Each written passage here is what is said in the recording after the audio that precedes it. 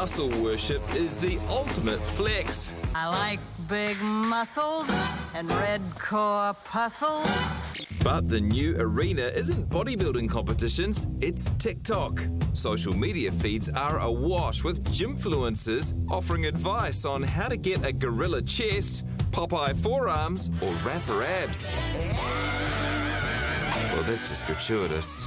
It's coming in nicely. Not so long ago, it was revealed that Instagram knew and tried to hide that its app makes body image issues worse for teenage girls. But are young men now feeling the burn of the body beautiful? The research also tells us that the more attractive one is, the more rewards they get. So there's incentive. And at this age, they are more likely to buy into it. Those comparison processes, the sense of shortfall is actually going to become something that sits with people on a daily basis. They're watching their calories. They're starting to use Fitbits. Between hyper-masculine video games and buff superheroes, it's hardly surprising. We have this kind of fake reality. When people are made aware that filters have been used, it makes no difference to how they feel about themselves. Excessive weightlifting and a preoccupation with not feeling muscular enough is a type of body dysmorphia. It's called bigorexia. Building a body you can be proud of. It's the interaction on social media that creates the problem. When you have this constant contact and engagement with someone, you buy into something a little bit more. You're getting the dings, you're getting push notifications, there's new content every second. You're getting shown the absolute best physiques on the planet. So there's just no escape. And there's an even darker side, steroids. I'll take anywhere from 100 to 200 mgs weekly. It is on the higher range, but it is what it is. This guy's promoting steroid use to his 33,000 followers. And truthfully, she'll probably like you more on gear anyway. Hang on, fella, there are real risks. Losing your hair, obviously roid rage. You obviously have what we call testicular atrophy.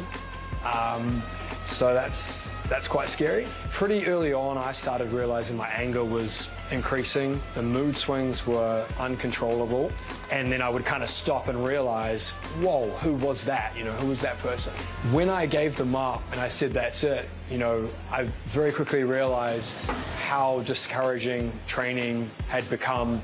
So if someone you know starts to get a bit too obsessed with Fitspo, what do you do? One of the things I always talk about is, parents showing curiosity rather than judgment. The best thing that anyone can do is stop comparing themselves to others and understand that social media is not real. There's a phrase I have never heard before, testicular atrophy, one to avoid, everyone. Yeah, so I don't know what it is, but I don't want it.